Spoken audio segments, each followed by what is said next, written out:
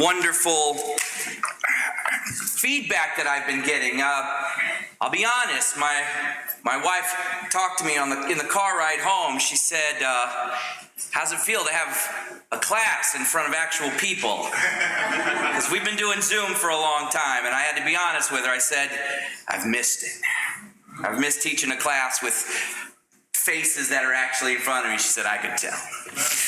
But I really do hope that you will make an effort to be here throughout the week. Regardless of how old you are, young or old, I pray, really, if you will make an effort to be here as often as you can, then I promise I will do my part to give you something to think about on the way home. That's all I can promise. I cannot promise that I can convince you of anything. I cannot promise that I can make you believe anything, but I can give you something to think about. And I pray that you do that, regardless of wherever you are in your walk of faith, whether you are at the very beginning of that walk, whether you're struggling right on the teeter of the edge there, or whether you feel you're on your walk, you've been with Jesus for a while. I promise I'll give you something to think about. And parents, I encourage you to talk about stuff on the way home with your kids. Tonight at 6:30, if you stick around, we are going to talk about ice cream and fishing. Now, I'm like, ice cream and fishing? How's it? Well, you're going to have to stay and hear about that. But tomorrow night, we're going to look at the lives of some college atheists. And we're going to see what kind of similarities we can find in their lives. Now, Tuesday, Wednesday, and Thursday, if you are somebody who has doubt, then I would encourage you to come those nights. Because I'm going to do my best to give you some things again to think about. We're going to talk about whether or not Jesus was even real. And then we're going to talk about if he was real, was he just a nice guy, or could he possibly really have come back from the dead? And we're actually going to spend 3 nights on those 2 questions. And then on Friday, we're going to wrap up the week talking about honoring mom and dad. But tonight, for the time that I've got with you, I want to start off by talking about Johan Gonzalez. Little Gonzalez here, when he was 8 years old, he was driving down the highway in Arizona. He was in the car with his grandmother, his pregnant mother, and his little sister, when the car went off the road and went down 100 feet. Not straight down, but a bump, 100 feet into a desert ravine. And this 8-year-old boy was able to grab his mom's cell phone, call 911, crawl out of the wrecked windshield, crawl up 100 feet, and wait to flag down the ambulance. Officer Michael Fink, who showed up there, he said, I know adults that couldn't have done this. He also said, if this young man had not done what he did, we probably would never have found him. What difference can a kid make? Can young people be heroes? Johan Gonzalez proves yes.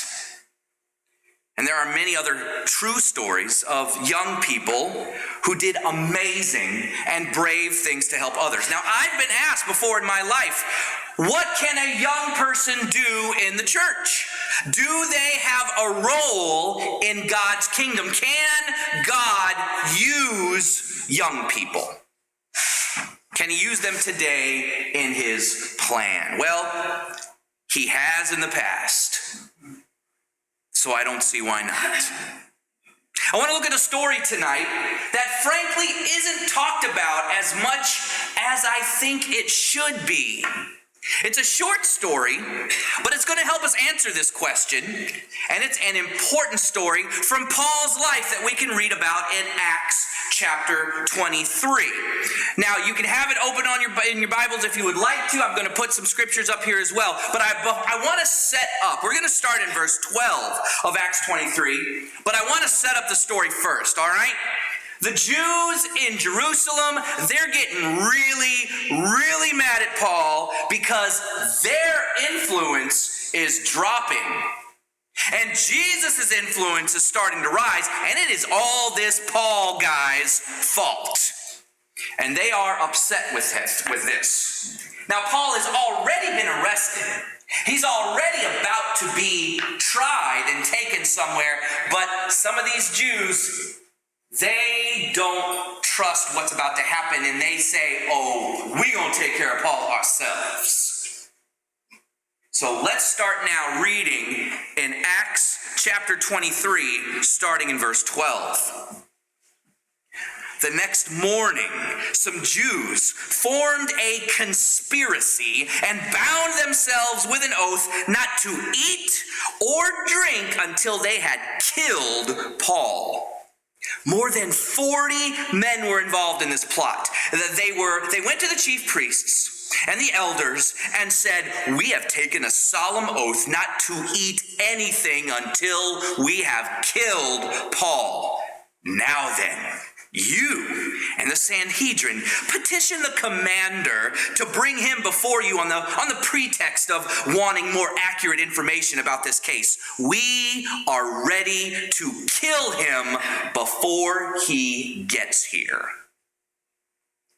There are 40 men that are planning to assassinate Paul while he travels. But here's where our hero comes in. Look at verse 16. But when the son of Paul's sister heard of this plot, he went into the barracks and told Paul. Did you guys know Paul had a sister? Paul had a nephew, Uncle Paul. So look now at verse 17. Then Paul called one of the centurions and said, take this young man to the commander. He has something to tell him. So he took him to the commander, and the centurion said, Paul the prisoner sent for me and asked me to bring this young man to you because he has something to tell you. All right, I want to stop here because maybe some of you might have had the thought that I did when I read this the first time. Like, okay, we don't really know how old this person is. It says he's a nephew. Okay, it says he's a young man. All right, maybe he's in his 20s. That's a young man to me right now. The very next verse is why I really feel that this was a child, or at least a very young teen. Maybe we might call them a tween nowadays. But it's clear to me after reading verse 19, this was not an adult.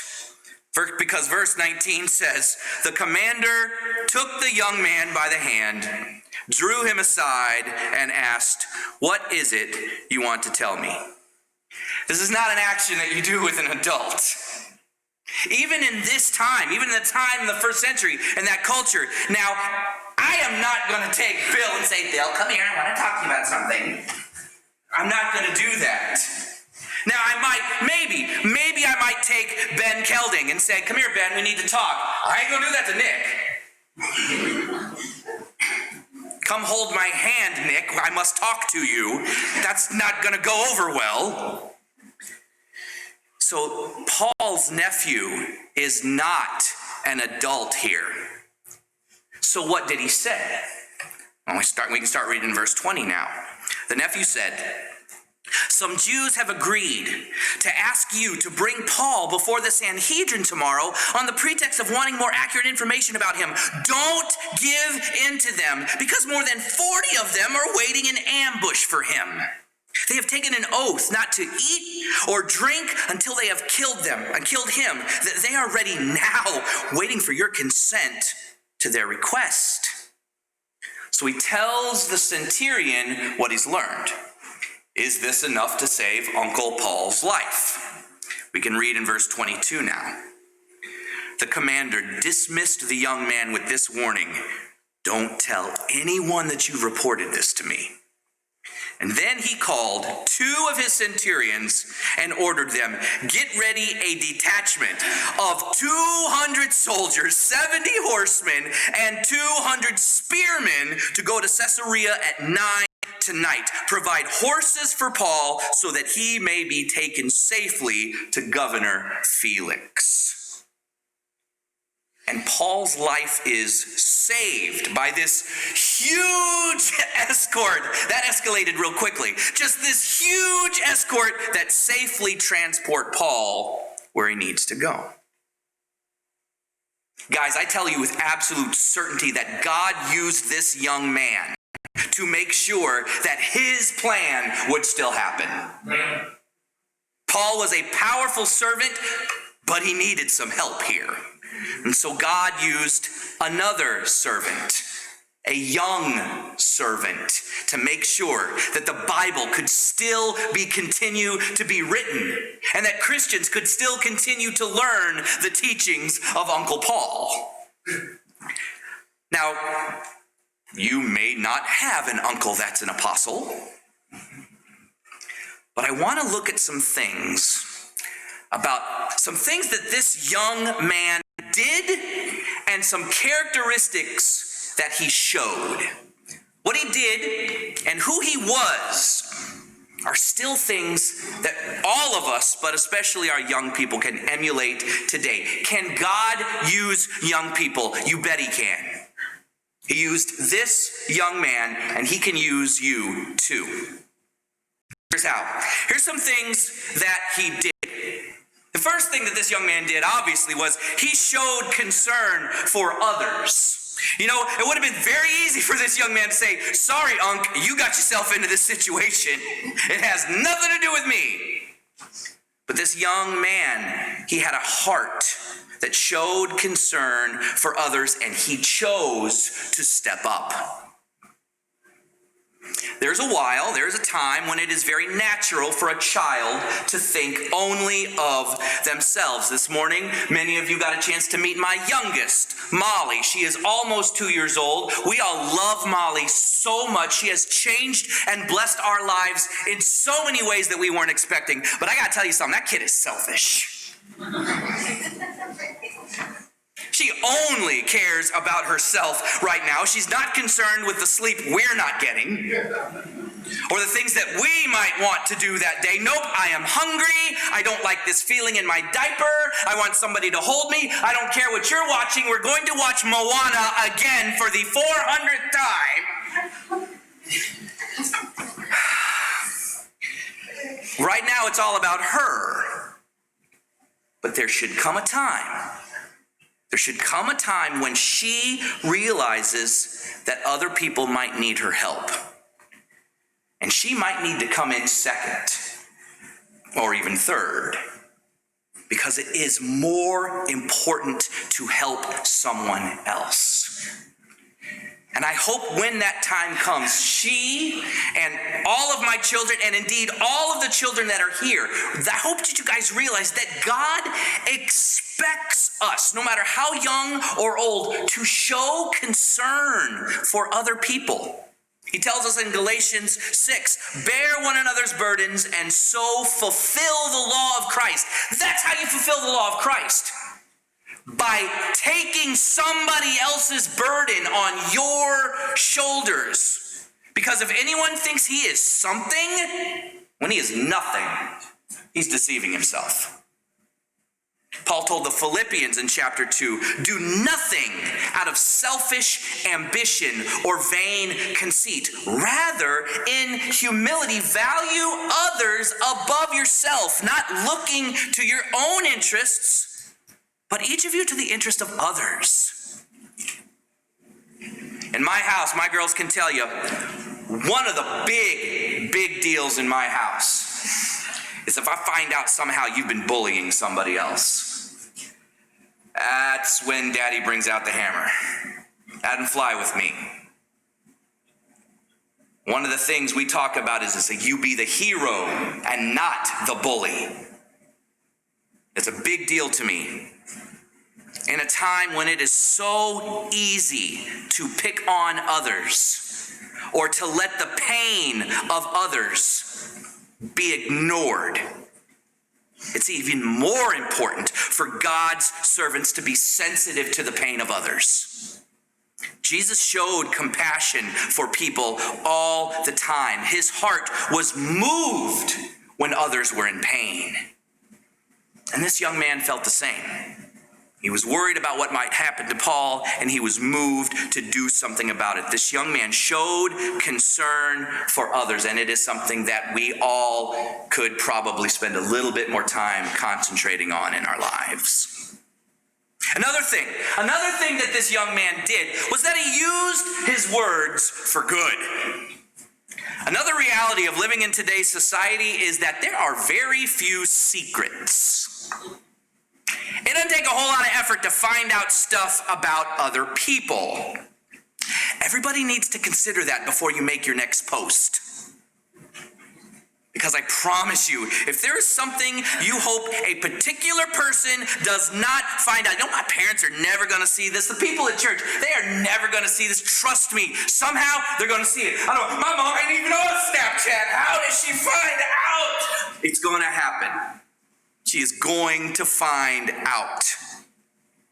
So if I were to add another line to the kids' song, I would say, oh, be careful, little hands, what you post. And we need to be careful about this because a lot of other people aren't.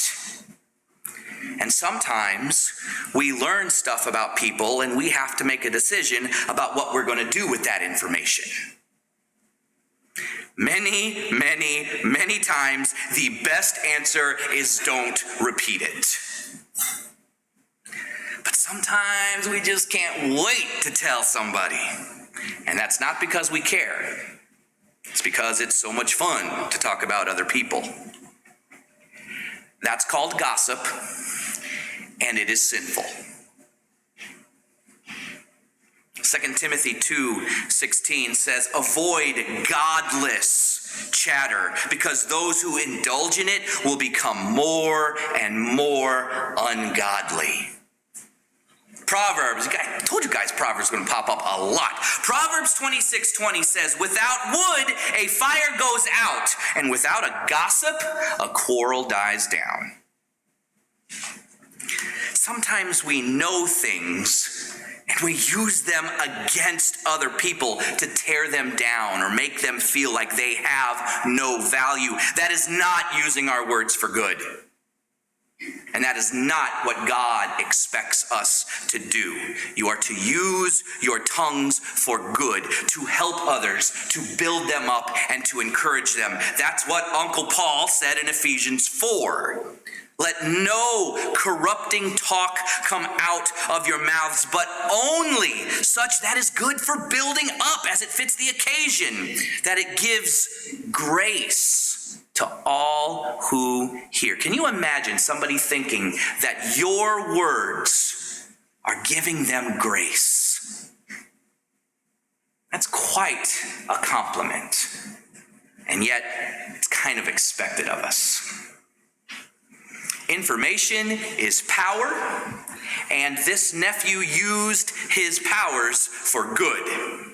He obviously could not go and fight off 40 assassins on his own, but he used what he knew in a powerful and good way. You never know how important or kind an uplifting word can be. Maybe you see someone getting picked on. Maybe you see someone being left out or ignored.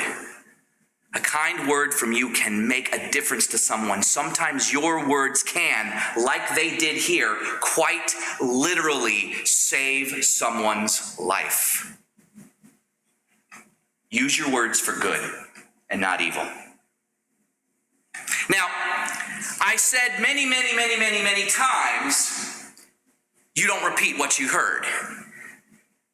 What if you really need to? there might be times where you do need to tell somebody. And this is the flip side. I think maybe in the last point, maybe I was talking to some of the kids that are younger. I really want to say this to some of the older ones, because this is a dangerous pattern that I see sometimes. Everybody wants to be a good friend. I know it can be confusing sometimes when you know something and you're not sure whether or not you should tell somebody. Maybe a friend tells you something and it starts to make you a little worried. Might even make you scared. It could be about things they are putting inside their bodies. It could be about dangerous places they're going. And maybe they've even told you that they are thinking about hurting themselves. These scary things are happening to kids at an alarmingly young age. And maybe they said to you, you can't tell anybody. You want to be a good friend, and you're pretty sure that they are going to get mad at you if you do tell, snitches get stitches and all that nonsense. But if you don't say anything, what could happen? There may come a time when someone you really care about shares some information and it really scares you. Please don't keep secrets that are going to harm someone. That is not what being a true friend is about. There are times when you have to tell. There are times when you need to talk.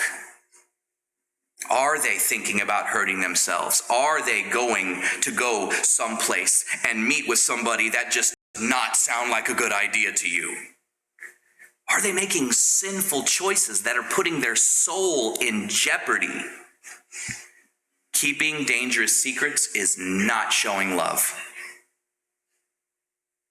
It's not the right thing to do. You have got to tell a trusted adult. Will your friend be upset with you? Maybe. Probably. But they will be safe. I told you guys what I did for many, many years. I have known too many young people that have kept a dangerous secret for someone else. And later they told me that they would rather have their friend here and angry with them, because now their friend is not here at all. God expects us to look out for each other, and sometimes that means our friends might get mad at us, but that does not mean that we are not good friends. Proverbs 26:7 says, wounds from a friend can be trusted, but an enemy multiplies kisses. And James 4:17 says, if anyone then knows the good they ought to do and doesn't do it, it is sin for them. This young man told the right people the information he knew to save a life. It certainly was not an easy thing. But how could that have been a wrong thing? Those are some of the things that he did. I want to talk about what these actions showed about who he was. What kind of characteristics did he have? Obviously, this young man was courageous. He had to walk into a place filled with soldiers and military types. This young man had to think about what was going to happen afterwards. There were 40 assassins waiting out there somewhere. What was going to happen if they found out why their plan didn't go down the way it was supposed to? Were they going to come looking for him? But the nephew knew standing up for what was right was more important. And so he walked in there all by himself. Well, that's not exactly true, because he wasn't all by himself, was he? Jesus tells us in Matthew 28, and teaching them to obey everything I have commanded you, and surely I am with you always, to the very end of the age. If we are doing what is right, Jesus is always with us, no matter what. Even if we are facing the end of the world, he's there with us. And Paul told Timothy the same thing in 2 Timothy chapter 4. He said, at my first offense, no one came to my support. Everyone deserted me. May it not be held against them. But the Lord stood at my side and gave me strength. Guys, God is always with you. No matter how young, no matter how old, God is with you. And if you are taking a stand for what is right, you are courageous. And God needs courageous people in his kingdom. He needs courageous young people who are going to say, that's not nice. Don't do that. He needs courageous young people who are going to say, I'm not going there. We shouldn't be going there. We should be getting out of here. And he needs courageous young people who are going to say, yes, I believe in God. And I believe in the Bible. And adults, we need to be that brave too. And often we're not. And sometimes we need courageous young people to show us how to be brave. Another thing that this boy was, obviously, he was trustworthy. God used this boy. He trusted this boy. God trusted this boy with Paul's life. God knew this is somebody I can give a big, important job to, and it's going to get done. I trust this young person. Young people, you are supposed to be trustworthy. You should have integrity. Remember that word from this morning, Bruce? Integrity. It's something we are supposed to have. It's an important word. It is one of the most important characteristics of a follower of God. And the earlier you develop it, the better. Paul told Titus in chapter 2, similarly, encourage the young men to be self-controlled. In everything, set them up an example by doing what is good. In your teaching, show integrity. Solomon, the wisest man that ever lived, said it was more important than money.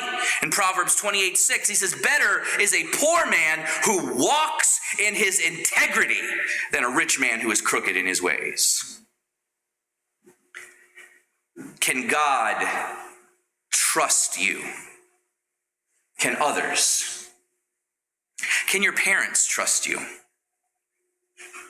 Oh man, believe me, it is a scary thing to watch a teenager just go off without you. Other people just doing things. That is scary, parents. Watching teenagers just go.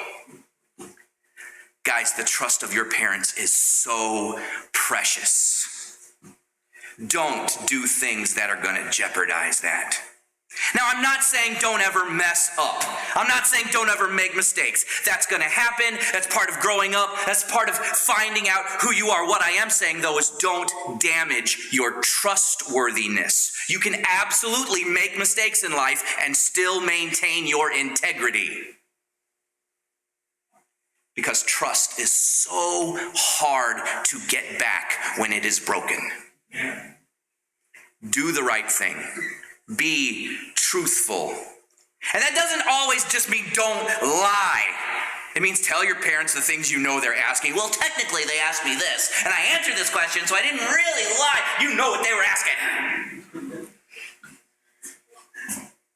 Answer the question that they meant to ask, that you knew they meant to ask. Because let me tell you, I learned this in my life, and I am learning this now as a parent. Most of the times, your parents gonna find out. If they learn that you were deceitful in any way, it's gonna take a really long time to get that trust back. Now, let me tell you something else. Parents might get mad at me, but I'm about to let you guys in on a secret. Sometimes you think, well, they never said anything, so I guess they didn't find out. I promise you, your parents have so many conversations about you that you have no idea about. I promise you that at some point, your parents had some kind of conversation that kind of went down like this. You know he's out there doing that, right? Yeah, but, I'm not going to do anything about it. But hey, if this happens, then we're going to bring it up, right? Deal. Okay, break. Your parents know a whole lot more than you think they know. But you know what? There might be things your parents do legitimately never find out.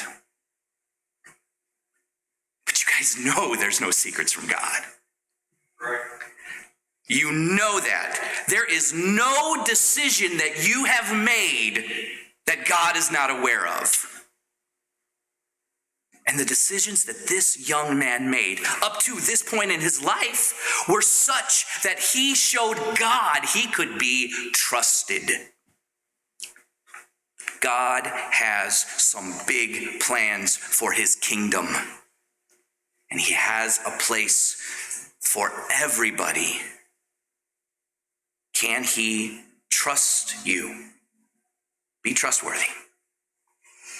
Last thing I want to mention is that obviously this young man was heroic. If I were to ask you to list some of the great heroes of the Bible, would this little guy make your list?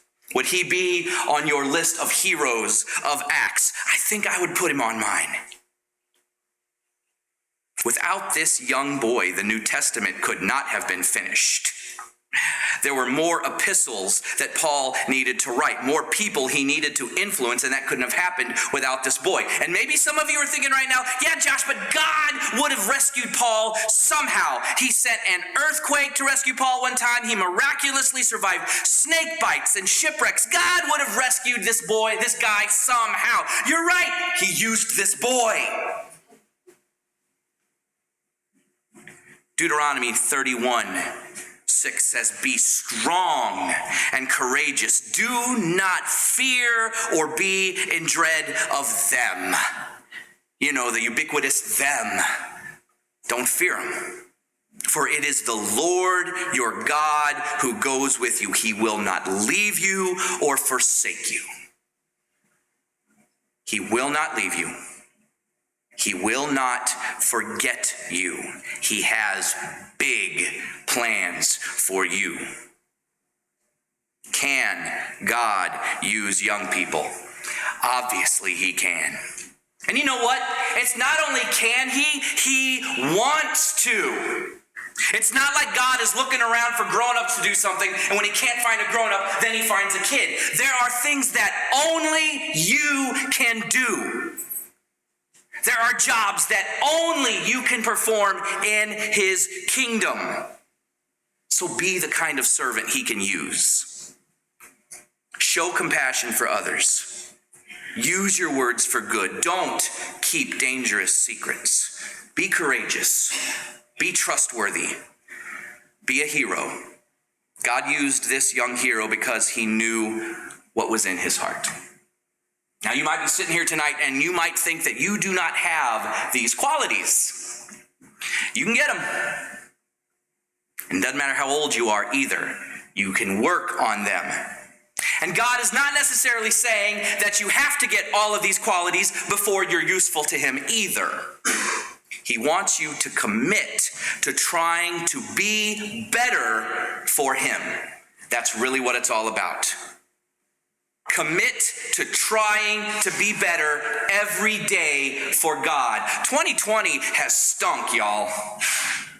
But you know what? God still expects me to be a better Christian in November of 2020 than he did in January of 2020. Can we say that we have grown in that way? Commit to trying to be better for him. That's what he wants. You say, God, I am not perfect, but I want to be useful. I will work on myself with your help. And God will say, I can work with that. Do you want to be a useful servant of his? We're going to sing an invitation song in just a moment. And I'm going to kind of say the same thing every night. You know what you need to do to get yourself right with God. Whether it is baptism for the forgiveness of your sins for the first time, or whether it is you recognizing, oh man, I have been off for such a long time and I need to get back on with God. And you can go to bed tonight knowing that you and God are good. I know I said that this morning. I can't think of a better thing to say. What is it going to feel like if you go to bed knowing you and God are good? if you're here tonight and you feel compelled to take care of something with your relationship with God, you want to do it right now, you come forward while we stand and while we sing.